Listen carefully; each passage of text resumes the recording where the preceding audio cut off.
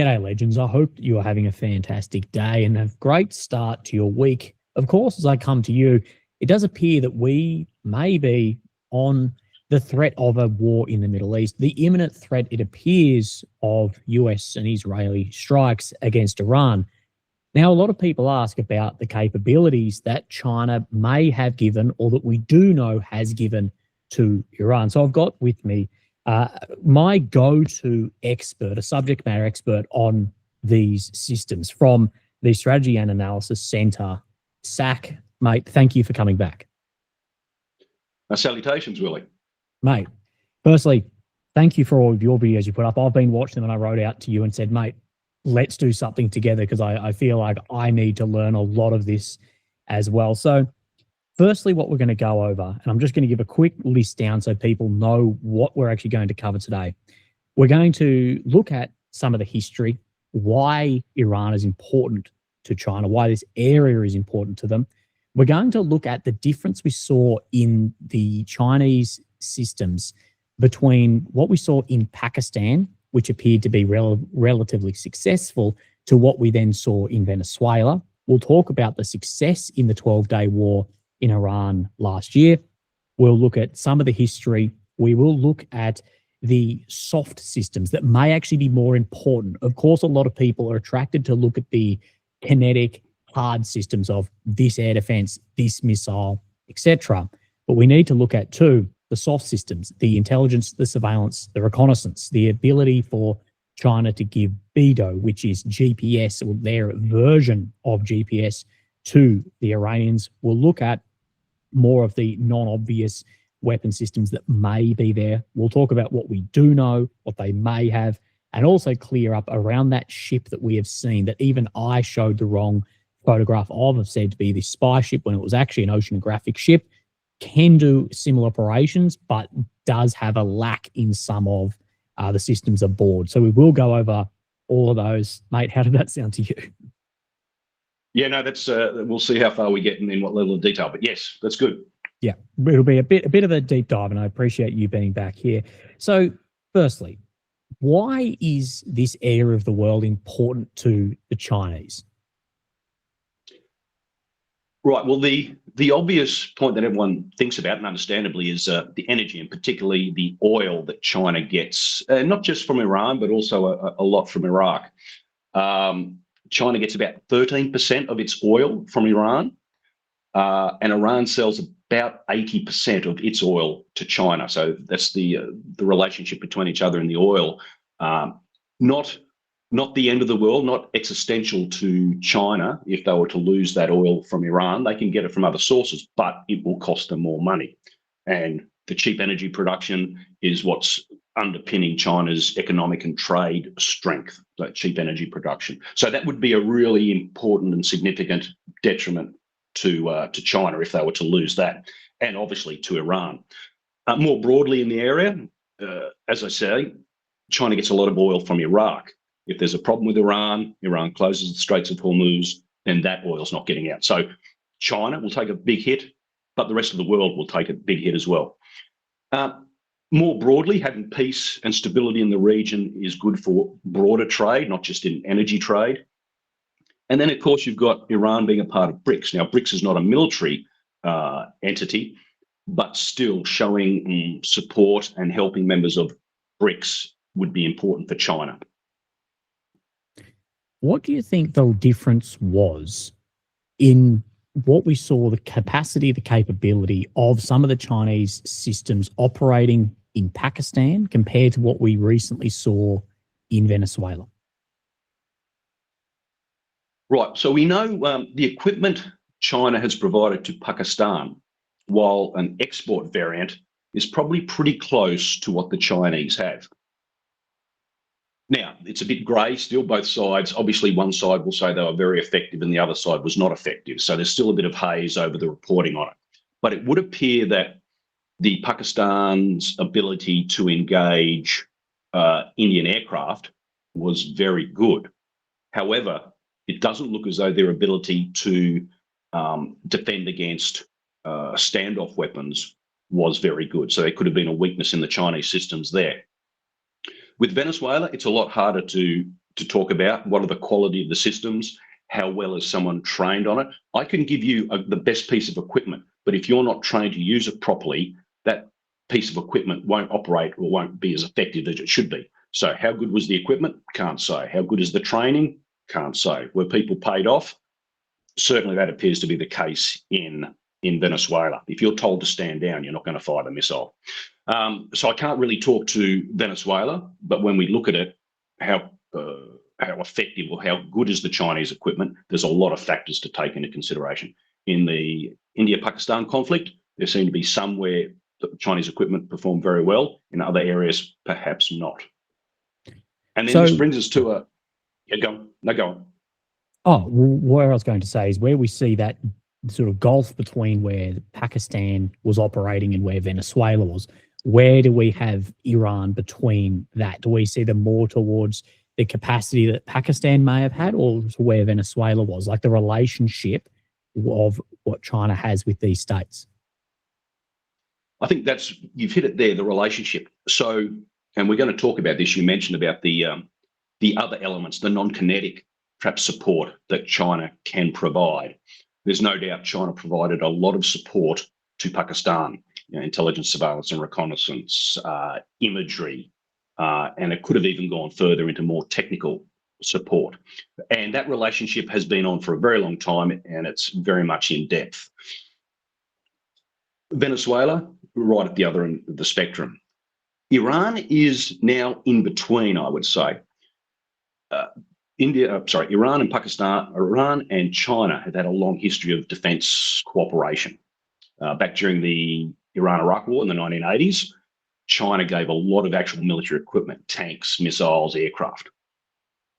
Then Iran moved into its self-sufficiency in the 1990s and onwards, where it wanted to develop its own domestic weapons, military industrial complex, and not rely on others. And so China then went into the technical support and components. I think this has changed now as a result of the 12-day conflict last year, where Iran realised that it was far more vulnerable than it thought it actually was.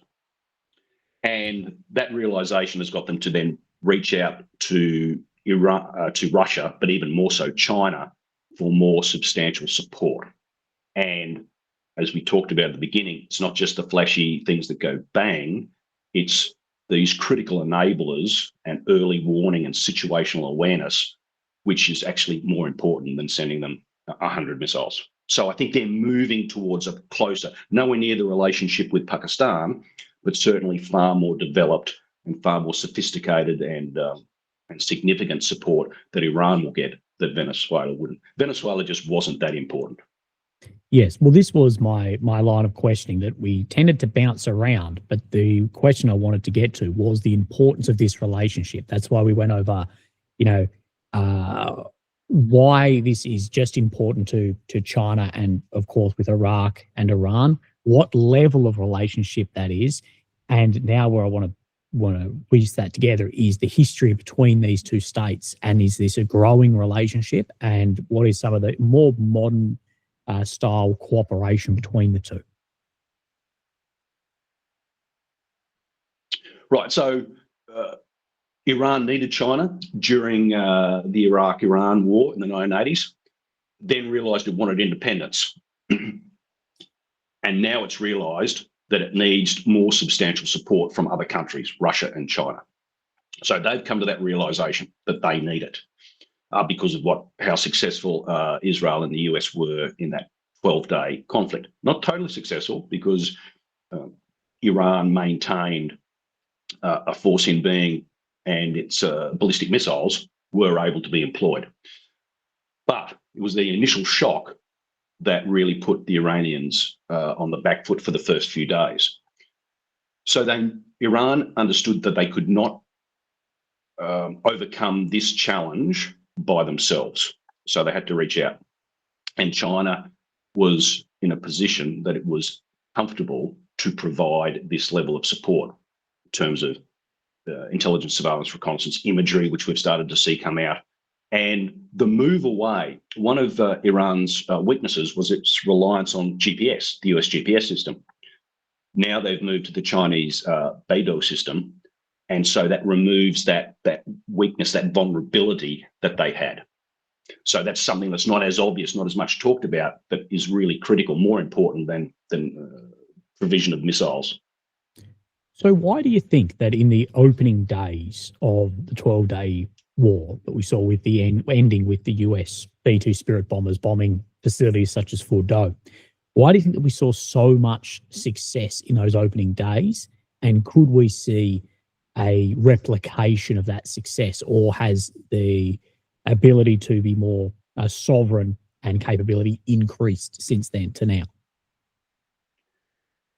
Okay, yes, I think it has increased significantly, but getting back to the first point of your question, Israel had been preparing this for a long time. It mapped out the electronic warfare spectrum, what it needed to do from a more traditional military approach for suppression of enemy defences or destruction of enemy air defences. Going jamming, you've mapped out the command and control nodes, where things are, what frequencies they're working on. So they've done a lot of mapping there.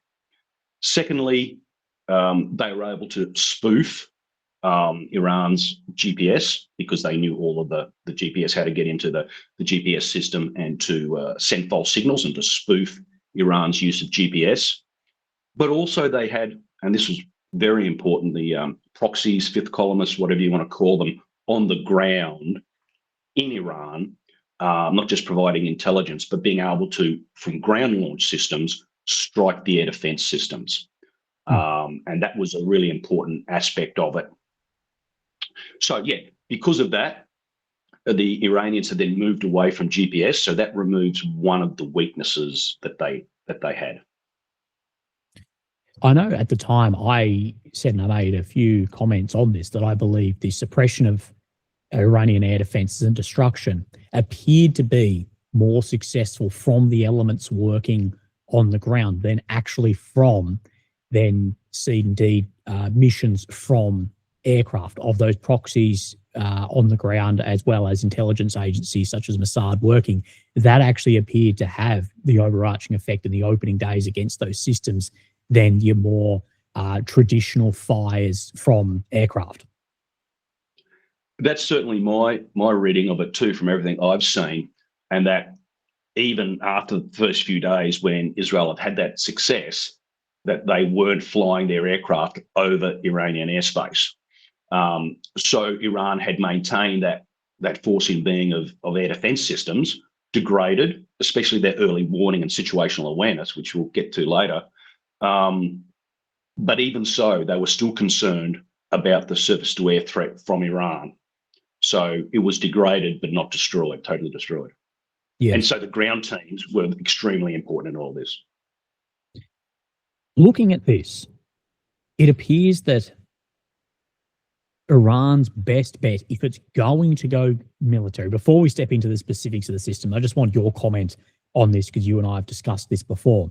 It does appear that Iran's military is more effective in an offensive capacity with its ballistic missile systems, and the reason why it got very quickly suppressed in the 12-day war is because it was attacked, and these systems, they couldn't get off the TELs and to fire the missiles, that therefore they couldn't have the offensive capacity.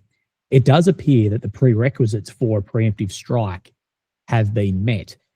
Just quickly, do you think that we potentially could see Iran launch a preemptive strike, not only in their military doctrinal capacity, but do you think that these countries such as Russia or China would support that preemptive strike? Because that, of course, brings into account a whole nother plethora of issues on the offensive capacity of this, rather than China could say, well, if America bombs, our Beidou GPS is being used in a defensive capacity, other than if it was a preemptive strike launched from Iran.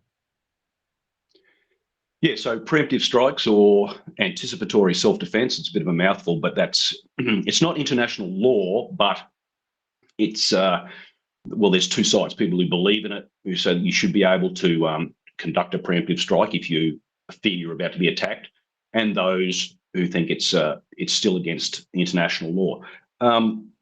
Israel, 1967. Sorry, sorry, not to cut you off, but I think it's important to see that the way that the US and Israel are framing this is an anticipatory preemptive strike as well.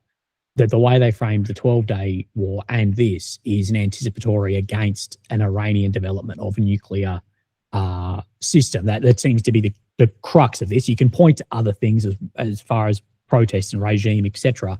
But I think that also comes in that there's sort of everyone trying to do the Spider-Man meme of pointing at each other. Well, we are striking this in anticipation of the development of a system. And so, sorry, not to cut you off. Yeah, no, that's a good point. And you can look at that from both sides. And I'd agree that Israel, US could use that in their defense, or we're conducting a preemptive strike, anticipatory self-defense, because we fear Iran will develop a nuclear weapon. And I think this was Israel's argument when it struck the Oceanographic, I think it was, the nuclear reactor that was being built in Iraq back many years ago.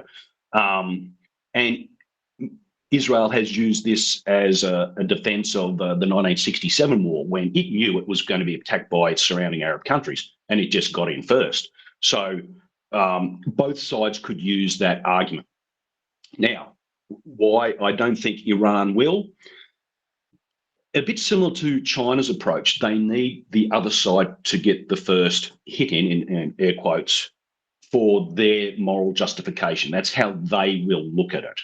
The other factor that they might think about, even if they do strike, for example, US facilities in the region before the US strikes, that would give the US president more latitude.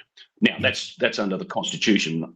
Some may say it doesn't really matter with how Trump is approaching these sorts of uses of force. But if Iran was to go in first, they would lose, in their perspective, the moral high ground.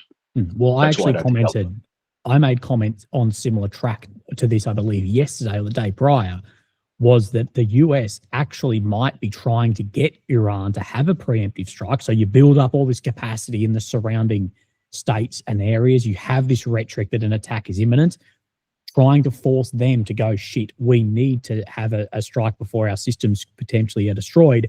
So therefore, it's an easier path to firstly sell to the public, but secondly, as far as legally to conduct at that point self-defense strikes in the region against systems. So there's actually a part of me that believes a lot of this build-up is building up for offensive actions, but if they could actually get a preemptive strike to occur, it would make it a lot more seamless to carry out the military actions that we see they want to carry out. Yes, I'd agree with that. Try and goad or trick Iran into striking first, but they still have the forces there because they're going to do it anyway. I mean, in intelligence assessments, you never say something is 100% will or won't happen. But in terms of Israel-US striking Iran, it'd be at 99.9 recurring likelihood. I mean, so yes, I think it is that they will try to goad Iran into striking first, because that would obviously help the narrative there. Bad, evil, we need to take them out. And then if they don't, they can still use the preemptive strike, anticipatory self-defense, because of Iran's nuclear program. So yeah, I'd agree with that. And Witkoff came out with this, as in the last 6 months, we've heard that where the White House said words to the effect of the nuclear program has been, quote, obliterated, and anything other than that is propaganda, to Witkoff to come out yesterday to say that they may be within days of some level of nuclear system. We can see that a casus belli is being created. This is the different. This is always the problem with Iran and nuclear weapons, is the boy who cries wolf. That if they are 3 days away from a nuclear weapon system of some sort, then people would go, yeah, but we've been told this for 30 years, and not believe it, even if they were. But it appears to me that it's creating that casus belli, or a justification for the strikes, and going back on the original intelligence report of that destruction, to then launch further military actions in this area. Of course, one thing I should say is that's in no way you and I supporting the radical regime that is in control of Iran, but to analyse this as objective analysts. That's what we need to do also. Yeah, no, absolutely. You've got to detach yourself from whether you think something's good, bad, or right or wrong. You detach yourself from that and look at it to give an objective assessment and commentary. I saw that that comment from Witkoff just in the past 24 hours or so. Yes, it did seem strange that it was obliterated and now they're a week or a few days away. So I did see that. And that, as you say, then that builds on the anticipatory self-defense. We've got to go in before they have a nuclear weapon. Yes. Yeah.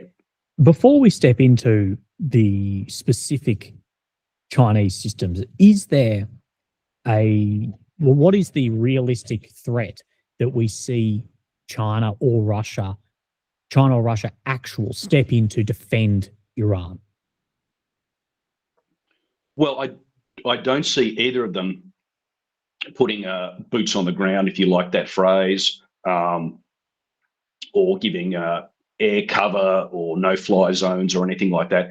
Iran's important to both, but it's not to quote, a hill they'll die on. It's very important, but it's not existential. It's not, and this is looking through their mindset for the Chinese, this is not Taiwan, if you want to put it in a different level out. But it's far more important than Venezuela. Now, having said that, the Chinese, and we're going to talk about this in a minute, they can do an awful lot of support that's not obvious. And I think they are providing that support, which for those of us outside of the intelligence community, we don't see that, but it's actually very important, actually critical. So with Russia, I think that there was, sorry, just on Russia, I think they would like to do more, but they are focused, of course, and not just on Ukraine, but other areas. Yes, and speaking on these important supports that you may not see, if you'll call it soft support, or you could even refer to as boring support, America's support to Ukraine, by far the most important support to Ukraine, is ISR. Satellite imagery, GPS, targeting, communications, etc. That is times 10 more important than any Abrams that has been delivered, any other system, is the ISR support. It may not be things going bang, but the thing is that will not go bang without the reliance on that support. This is where you could make the argument, regardless of what Mr. Musk says about President Zelensky, that Musk is actually the single biggest supporter of Ukraine, given the Starlink system and how important that is to Ukraine. So let's step into, what do you think is the most important aspect or systems that China can or is giving to Iran? Because two things we will cover today, just for the audience, is we'll look at systems or capability that we know and ones of which are speculated, but only speculated as well off credible voices. So we're not going to speculate, oh, this whatever has been given on just in the realm of theory. We're going to look at X voice who is reliable has said that it's a high chance. So, sorry, I digress back to my question. What do you think is the most important systems that may have been given or capability? So, as you said with the US in Ukraine, I think the intelligence, surveillance, and reconnaissance support, including imagery, that China is reported to be providing, have and continues to provide, is extremely important. Now, I can't prove that they are or not, but it's certainly consistent with how Chinese would try to work to support, but in something that's not obvious to the average person. And just as significant as it is for Ukraine in the war against Russia, it would be for Iran. So the intelligence, surveillance, reconnaissance, and including the provision of imagery, that's not proven, but highly likely, and we should expect that. Perhaps even more important than the ISR, though, is the provision of the Beidou Global Navigation Satellite System, or GNSS. So everyone knows about GPS, world standard, been around for forever. The Russian system is GLONASS, and the EU has Galileo. But the Chinese system, Beidou, is a newer system. Now, that doesn't mean it's better, but it is newer, and it has more satellites in orbit supporting the system. And like all systems, there are military grade and commercial grade. according to Alistair Crook, who, as I said, 30 years MI6 Middle East expert, has been to Iran and has contacts. He has said that Iran has totally moved away from GPS, which makes sense, and now has the military-grade version of BIDO. Now, the military-grade version of BIDO is, depending on the sources, at least as good as the military grade of GPS in terms of its accuracy. So that's really important. The other part is the difficulty in jamming it. I'm not saying it's unjammable, but it's a new system that Israel and the US are going to have to work out how to jam it. So it's probably going to be more resilient, and it's at least as accurate at the military grade level. So if they have that, and as I said, Alistair Crook says they do, that's really significant for not just the accuracy it provides, but the resilience to you be able to rely on it. So I think the BIDO is arguably more important than the ISR of these intangibles, if you like. So they're the two intangibles before we get into actual potential systems that I think are most important. I'd like to comment on something you and I have spoken on a little bit as well, is on the ability for China and or Russia, but probably more so China, as their intelligence or their ISR apparatus is significantly larger and more capable than Russia's, is the ability for them to collect and exploit information intelligence passively also. So the ability for, say, the US launch an attack into Iran or into Venezuela, China doesn't act kinetically, but they will sit a ship or a satellite or something in the vicinity to monitor and be able to collect information for potential ability to exploit that in the future. Can you touch on some of that? I know this is a bit of a very grey area. Oh, no, absolutely.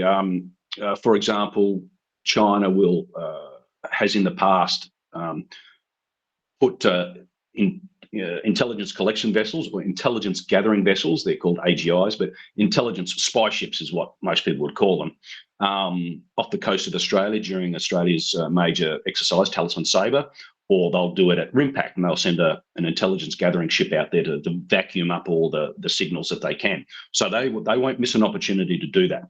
And that's for an exercise, but exercises such that Australia and the US do are as close to real world as they can be. They're very serious exercises. But if China has an opportunity to collect in a war environment or conflict environment, they would absolutely do everything they can to suck up as much information and signals intelligence, electronics intelligence,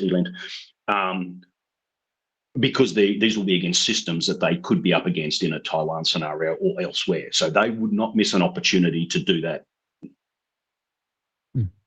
Would this be, and let's step in, I guess, to the first system, that the YLC 8 Bravo radar, which from my limited reading is a stealth detection radar, is that why there could be mass interest in potentially the provision of this system for both? Of course, we can see why Iran would like this system of being struck by stealth aircraft previously, but also on the back end, I guess, too, for China to gain more information about these aircraft. Yes, you might, if you want to put up that image of it, just see for the people who aren't familiar with it, because the image helps to tell us a bit of a picture. Yes, so we talked about the importance of early warning and situational awareness, and that was something that was degraded early on for Iran, so I didn't know what was going on.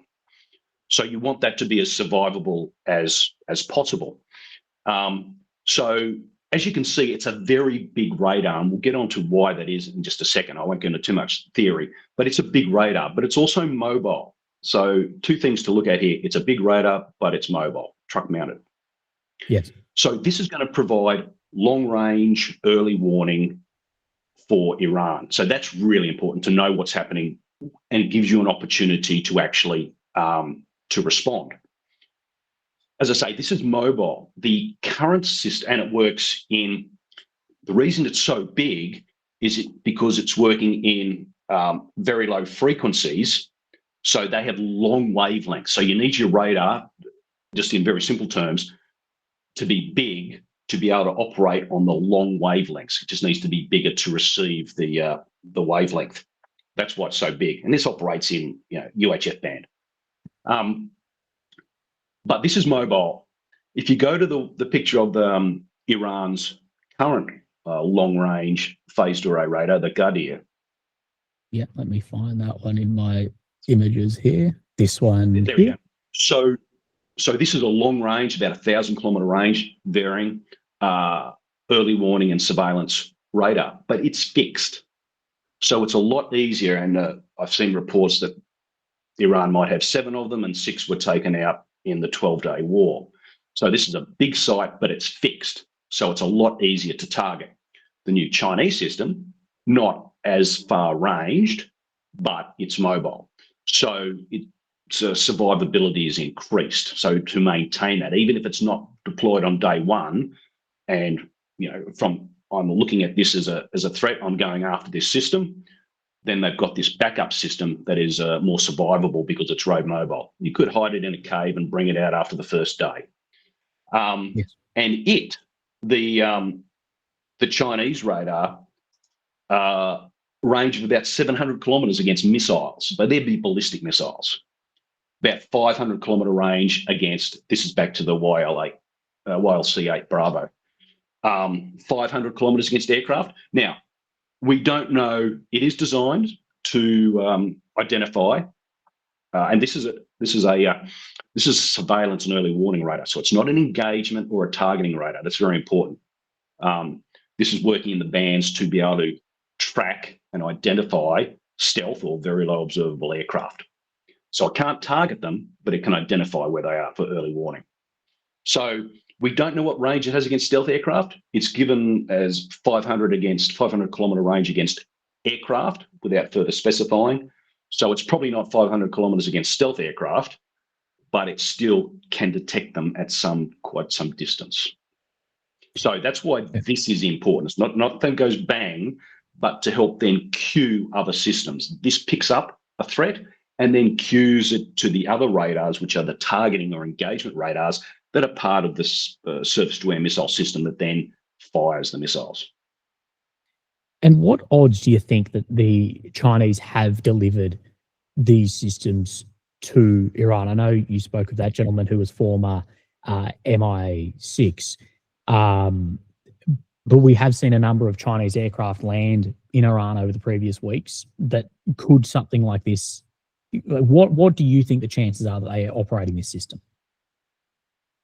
So it's not just on Alistair Crook's comments. There've been a variety of sources saying that this system in particular, not just early warning radars, but this system in particular has been delivered. It certainly can be delivered by the aircraft that are flying in, the Y-20 transport aircrafts, of which there have been quite a few over the past few months. So physically it can happen. Is there a need for Iran to have it? Absolutely. Why would China want to do it? Well, they'll be getting paid for it, probably in oil and barter trade.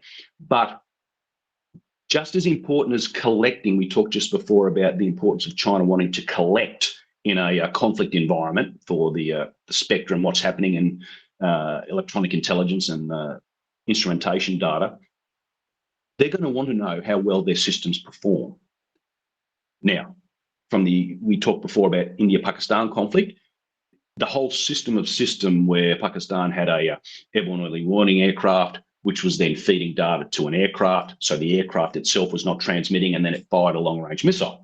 That system was proven to have worked. We don't know how many aircraft Pakistan shot down. India did say they shot down aircraft. So we know that system works. So that was proof of technology and proof of the system of systems. So China would want to do the same thing here. It's not offensive in terms of it's a radar, it's not a kinetic system. So we can see why China would be interested in putting these key systems in a real operational environment. It's one of the unfortunate things about militaries. If you want to know how effective the training is, the troops are, and the weapon systems, you only find out if you're in actual conflict, which is an unfortunate truism. Yes.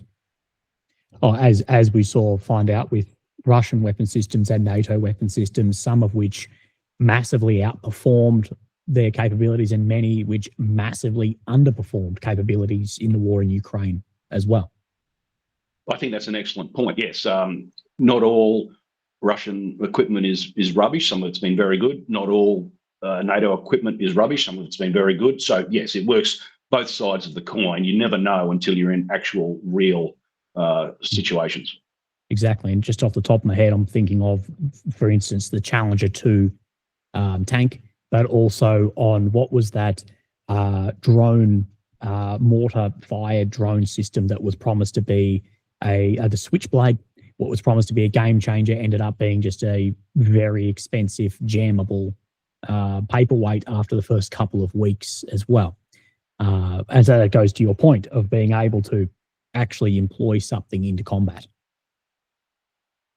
Yeah, it's unfortunate truism, but you never know unless you're under real conditions. And so that's why I think China would be very much looking at this radar, how effective it is, and how effective or ineffective is the US in countering this system. Yes, absolutely. Let's go over next the ship that we have seen deploy into the waters around Iran, because there's been a lot of, including for myself, incorrect reporting on the not on the specific type of, not on the specific name of the ship, but on the specific type of the ship. So I'll bring up that image, and you can talk to, I guess, what capabilities it does and what capabilities it doesn't have compared to some of the other ships that we are told that, or the image of the ships that we are told are in the waters. Yeah, so so its name has been out there, the Dayang Ihal. So it's the Ocean Number 1 is what it is. So that name has been regularly reported. Just the wrong image has often been shown. So this is quite clearly, you can see because it's plastered on the side of the ship, the Dayang Ihal 1, or Dayang Ihal, which is Ocean Number 1, and it's a oceanographic survey / research vessel. And you can see on the end, it's got a davit, and that's used for lowering and raising submersible research vessels. It's for mapping ocean floors and the like. And you can see it's not full of radomes like an intelligence gathering ship, of which China has a lot of. You can tell them because they're full of radomes where they're sucking up everything in the atmosphere. That's not to say this ship couldn't collect underwater signatures, submarines, acoustic signature. So it could do that potentially, but it's not there doing, not the same as the ships that sit off Australia for Talisman Sabre, or in RIMPAC, the major naval exercise off Hawaii. They are intelligence gathering ships, and you can just by looking at them see that they are. This is I'll all endeavour underwater. to put up an image of those ships here as well, because as you say, those radar domes, you can see massive ships significantly larger than this, with just all the bubble radars all over it, as you say, just to suck up everything in the atmosphere.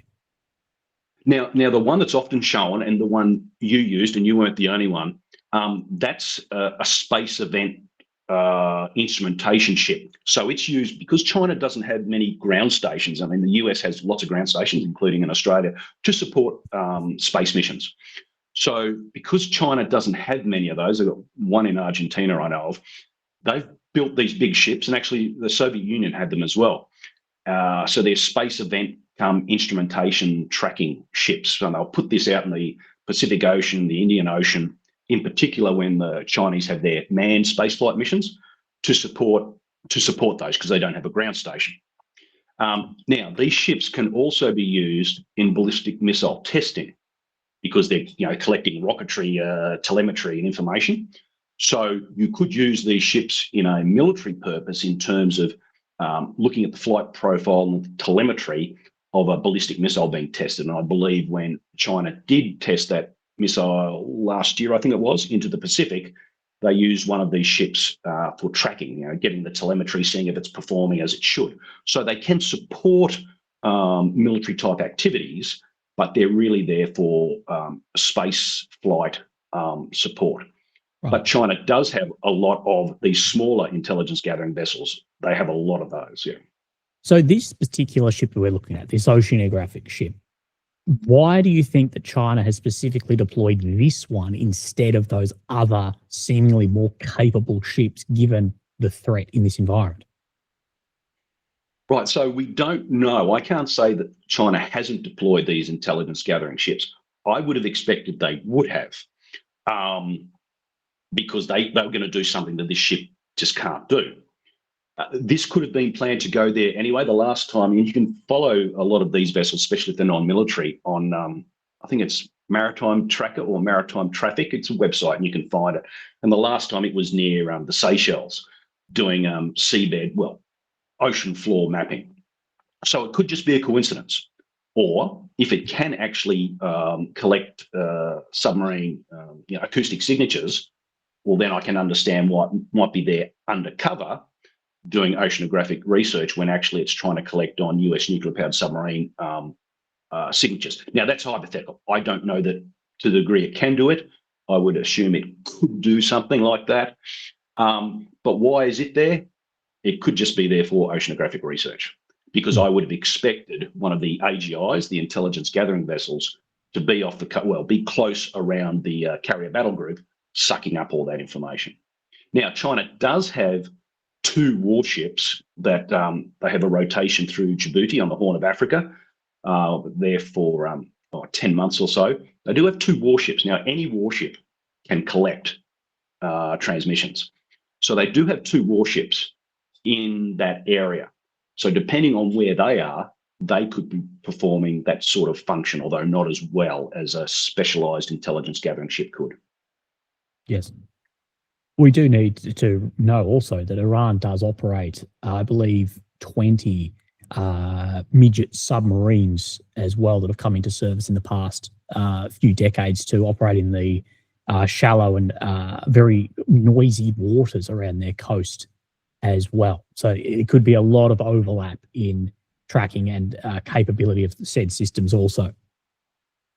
That's right. Yeah, they do have a lot of midget submarines. And the last public commentary was that the carrier battle group was sitting 1,000 nautical miles off the coast because it was worried about, well, certainly land-based anti-ship missiles, of which Iran has a lot of, but potentially also these midget submarines. They will probably be very quiet. Now, they're not very long-ranged, but if the US carrier battle group gets too close, they'll be risking land-based anti-ship missiles and these small submarines. So that's why they're standing a long way off the coast. Now, then that has significant impacts on any strike aircraft, strike missions from the carrier, because you're at greater range. So you need more air refueling. It's going to take longer. You'll have less payload to deliver. So that's a force in being. That's a threat that, at least at this stage, has has encouraged the US to stand further off the coast. Yes. So let's have a look. I guess we've gone over a lot of the potential systems and soft assets to more hard strike kill defense systems, such as, we'll talk about the S-300 air defense system, which I'm sure many people are highly familiar with, being, I may be incorrect in saying this, but I'd be pretty confident in saying it's the most numerous air defense system in the world. I'd say it's probably the best known, also operating in Eastern Europe, in many states, and there's been many analogues of this made. To what degree was this then not only suppressed but destroyed in Iran, and the potential for this system to still be operational now? Yeah, so the S-300 PMU-2 is the best export, the most capable export version of the S-300. And as you say, lots of countries had various versions of the S-300 all over the world. So this was Iran's most capable long-range system, and they had about 30. How many remain? No one in open source knows, but they were certainly gone after. So there may not be many left, there may not be any left, but this was their best system, obviously purchased from Russia. So the S-300 PMU-2. China also operates this system, and China also made a copy of it, the HQ-15. Now, they won't export that for IP reasons, but China has this system, the exact same system, the S-300 PMU-2.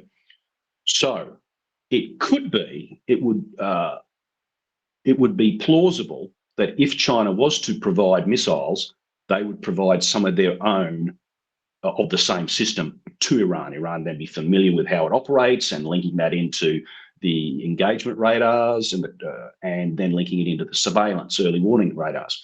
So if these were destroyed, or even if they weren't, one could see China being prepared to provide their own stocks to Iran, because it would be familiar to the Iranians. So that is something that we could see if China has indeed provided surface-to-air missiles, the actual missiles. Perhaps China could provide some of their older stock of S-300s because they've been superseded. They still have them in service, but they have better systems available to them. And yeah, that's been exported widely. Now, so we talk about other systems that China has. The HQ-9, which you have HQ-9 Bravo. Yeah. So image. This is domestic Chinese system. It's been around for a while, and there are reports that these have been provided to Iran. Now, there's been no confirmation nor no denial. China did deny back in July, August last year that it had provided missiles, but a lot of water's passed under the bridge since then. So it is possible that China has provided the HQ-9 Bravo, the export version of it, to Iran. Now, China has sold these to countries like Egypt. Pakistan has it, but Pakistan, as we've talked, has a closer relationship. But China has sold this missile to Egypt. So if it was prepared to sell it to Egypt in terms of, we talked about technology transfer and the danger of exploitation by an enemy of your system, if they were prepared to sell it to Egypt, I think they'd be prepared to sell it to Iran. So Iran would have a need for it. China has shown that it is prepared to sell this system and to other countries, let's say on a roughly the same level in terms of the security of the system. Now, this would be more capable than the S-300. So that's a possibility. There are some reports that it has been provided. It would be consistent with China's approach to selling this level of system to other Middle Eastern countries. And would this be with the whole array? So, of course, we're looking here at the TEL, at the erector Transporter launcher. launcher. Yes, but Yeah. would this be in the complete battery that it would be sold as, for an updated radar as well, opposed to the S-300's battery system? Yeah, so I've mentioned this in my briefing. I've actually shown what a typical battery looks like, and a typical HQ-9 battery is the same as a typical S-300 or S-400 system. You might have 6 of these TELs, transporter erector launchers, a targeting engagement radar, and then at least one. Here we go. That's a good one. Yeah. So you can see the radar there. That'll be the HT-233. So it's a C-band radar, but that's the targeting. That's getting cued from surveillance radars to, this is where you need to look. This is the data, and then this guides the missiles on. So you've got 2 different types of radars.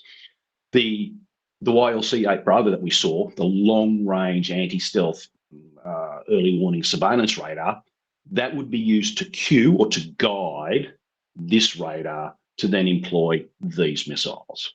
So yeah, it works together. You don't just buy the rockets, the missiles, you buy the complete system, unless you've already got the system and you're just replacing some of the tells that have been destroyed, but you buy the whole system together. So the HQ-9, a lot of smoke that has been provided, no proof, no denials in the past month or so that it hasn't been. So the HQ-9 is definitely we shouldn't be surprised if that has been provided. As I said before, China could provide some of its older S-300s because that would be familiar to the Iranians to use, because they did use that system, even if none are currently operable. The other possibility is it's a new system as well, but not as capable, and you don't have an image of this, but it's the HQ-22, and China has sold these to Serbia. So it's not as long ranged. It's certainly cheaper, but would still provide added medium to long range surface-to-air missiles for Iran, and it's another one that China is prepared to sell. As I said, Serbia has them. So there's a few different missile systems there that's entirely plausible that China would be prepared to provide them. And it's not like the US saying, oh, well, we're not going to sell our F-22s to anyone because it's too sensitive. They've got a track record of selling this level of equipment to other countries and in the region. So that's entirely plausible. And we know Iran has a need for it. The long-range surface-to-air missiles are critical for them, and we know they were degraded in the 12-day war. And we also know that China, as we spoke about previously, would like to collect information on the actual capability of their system in a wartime scenario, even if it is the export variant versus the domestic variant. Yeah, so it's both. It's both how well your system is performing, and then it's collecting information on how an opposition is trying to counter it. And if their counters were successful, why were they successful? Were they able to jam? Was it not jam resistant enough, or was the jamming resistance appropriate and allowed the system to get through? So that's in individual components, but of course we're also looking at the whole system of systems and the interconnectivity of everything. As I mentioned before with Pakistan, how it seemed to work for them. It wasn't just that the PL-15 missile worked really well. It was the situational awareness, the airborne early warning and control aircraft passing off information to the fighter, which was then not emitting, so it was less obvious because it wasn't using its radar, and then firing a missile that then the whole kill chain was proven to work. But as I said before, Pakistan's ability to defend against standoff weapons doesn't look like that was as successful as they were in shooting down Indian aircraft, which Indian officials have said that they lost aircraft, plural. How many? That remains to be determined. So the last system we'll look at, which I'm not sure if I've seen any reports this has been delivered or that is a possible system, or a possible gap in Iran systems, would be the SPAG of the Type 625. I'll bring up an image of that so people can see this and the capability that this could add. So I mentioned this in my briefing the other day, and as I said, I'm not suggesting you might have another image, Willie. Let me. Yeah, I've got one more. You might have another one. Yeah. So as I said in my briefing, I'm not suggesting that China has provided these to Iran, but the point I made is that Iran will need this type of system as a last-ditch point defense of its SAM system, its batteries, its radar, and the transporter elector launchers. A last-ditch point defense against either drones or incoming missiles. We talked earlier about why Israel was successful, or part of the reason, apart from the jamming and all of that, the use of drones and ground-launched, actually anti-tank guided missiles, the Spike missile, which you're probably familiar with. This is a system that could be used as a last ditch to put up a wall of lead. It does have short-range surface-to-air missiles as well, but it's a 6-barrel, 25mm Gatling gun. Similar concept we have on ships, the close-in weapon system, the CWIS, as a last ditch to try and just destroy a missile or a drone coming in to defeat the radar. So I'm not suggesting China has given this system to Iran. The point is Iran needs some sort of point defense for these radars in particular to take out drones and missiles that are coming in to take out the system. So I think they need this. If they don't have it, then that's a fundamental, because it will have layers of defense. This is your last layer. And if you don't have that, given the expense of the system you're trying to protect and the importance of it, I think you've failed. Yes. So that's the end of, I guess, of the slides that we have. A couple of last bits, I guess, is I know this is absolutely speculation, but do you think that there will be a lower rate of success if there is an attack launched in the next, say, week than we saw in the 12-day war, with Iran being better prepared for this? Or, as you say, potentially better prepared? Right. So there's two aspects to look at in trying to answer your question there. Iran will be better prepared. They've removed, apparently, the GPS weakness, so they can't be spoofed, and improve that by the use, apparently, of the BIDO system. So they'd be more prepared. Their systems will be in a better position, even though we should still expect proxies or fifth columnists on the ground. It would have taken Israel a long time to have prepared that for the 12-day conflict last year. How many of those assets have been burnt, if I can use that phrase?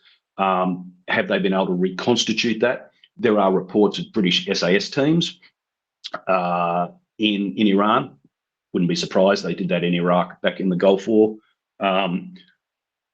So I don't think the ground, I don't think the initial Israel-US attack in that sense will be as successful. But the other change is the sheer volume of capability that is now in the theatre is far more than it was last year. And of course, the initial strikes last year were just Israel, and then US came in with the B-2 bombers against the nuclear facilities at the end of it, of that 12-day period.